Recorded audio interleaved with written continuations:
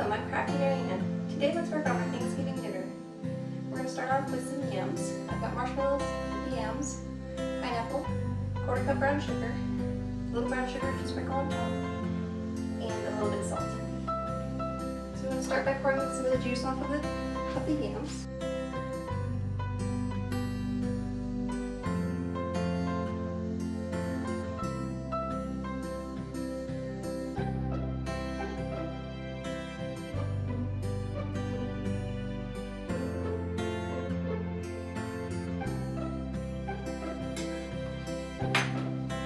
Sprinkle some brown sugar on top.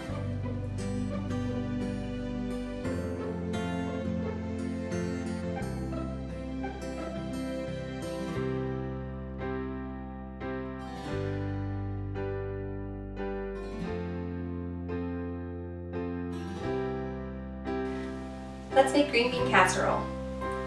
This one I always had growing up with my mom in Thanksgiving, and it was one that she usually let me help her cook with. So we're doing a small version of it today.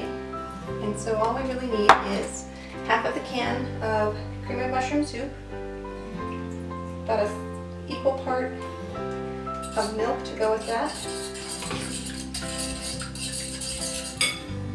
So I still remember the first time I tried to make this, I didn't pour any of the liquid off the green beans, and I also didn't have milk in with the cream soup, so it was like green beans and lumpy soup. Add all the green beans.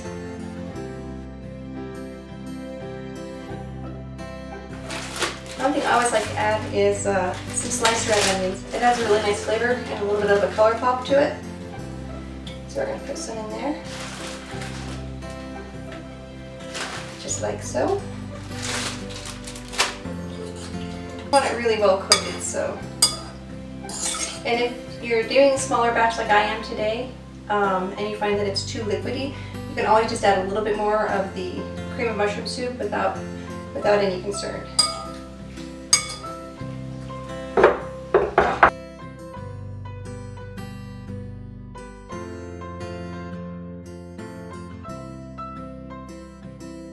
Great, well, we've got our green bean casserole.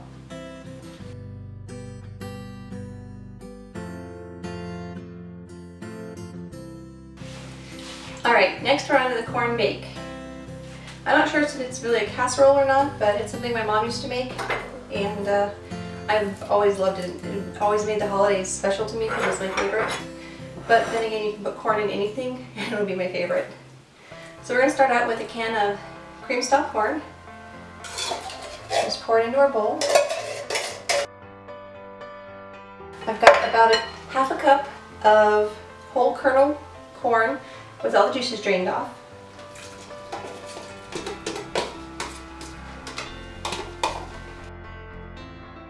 And then we're going to cut up some butter here.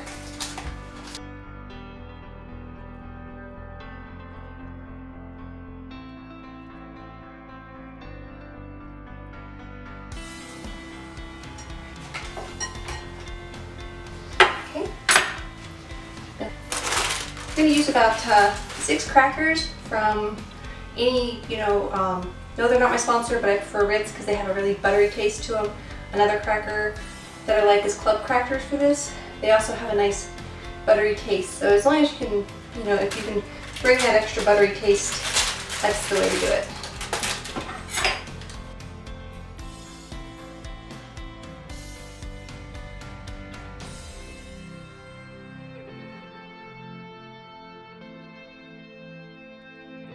You want to save a little room at the top for the cracker crumbs.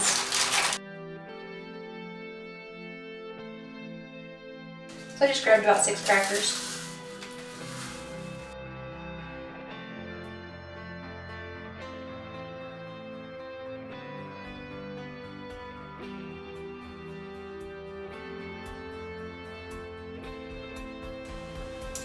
Great, there we go.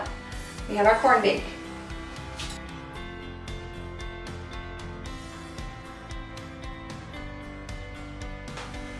Let's make some stuffing or dressing. For the holidays, it depends on how you grew up and where you live to know whether it was stuffing or dressing.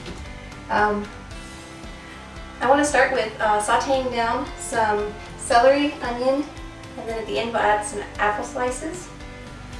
They are fresh cut, so since apples like to turn brown, I'm going to use a little bit of fresh lemon juice to keep them from turning brown.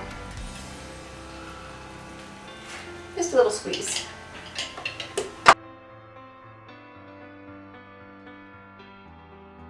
In my pot I've got a cup and a half of water, and then I have 4 tablespoons of butter. And we'll get that on the stove.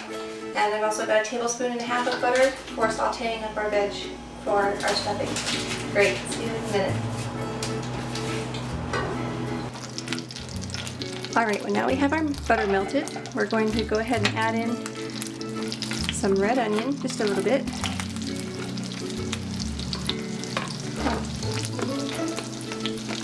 And some diced celery.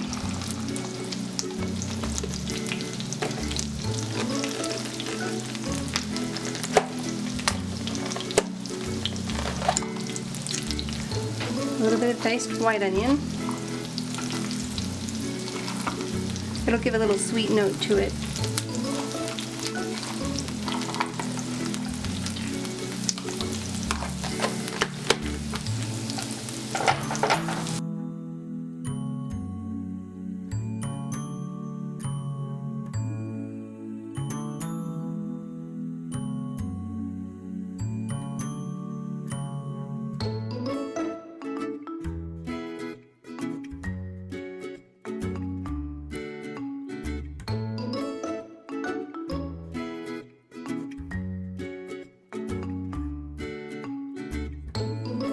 Alright, now we've got the color that we want on these. We're going to go ahead and turn them off.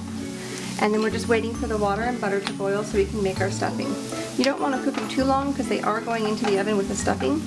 So, you know, I recommend, like, it took about 5 to 7 minutes to get a little bit of color on them. So we're going to leave them like that. And our water's almost boiling, so let's make some dressing. So I turned around and forgot that I had apples that I needed to cook up.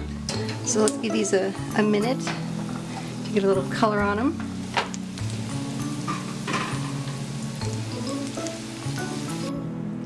Alright, we have everything incorporated and the dressing is done.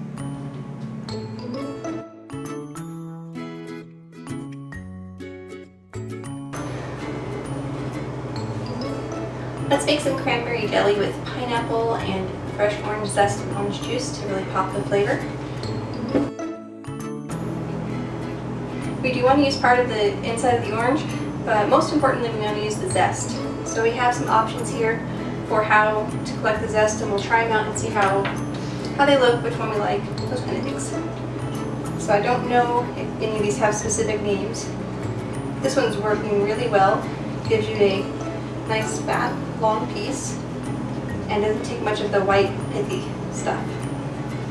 Another way is if you only had a vegetable peeler, you can do the same thing, but it gives you usually a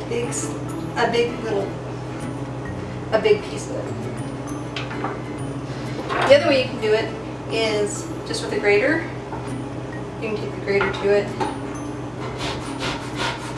and that's a really fast way to do it, and it makes it really all small and evenly spaced. So I think I'm going to use the grater. And graters come in different sizes. I have one that's a microplane and one that's a regular large size.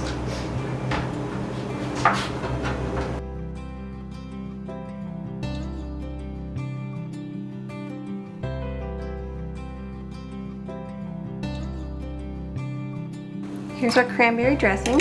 We're just starting with the pre-made cranberry jelly.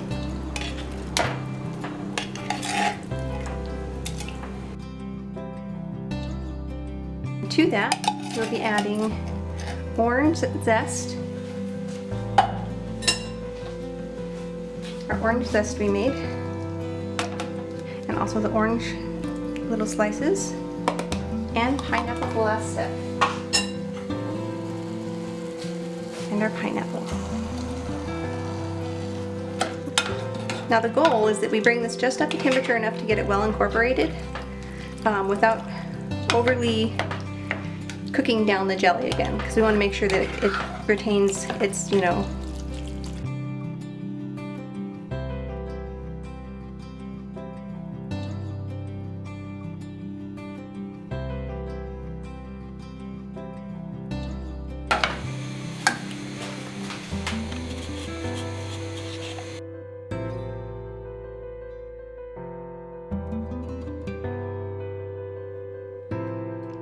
remember to like, comment, and subscribe.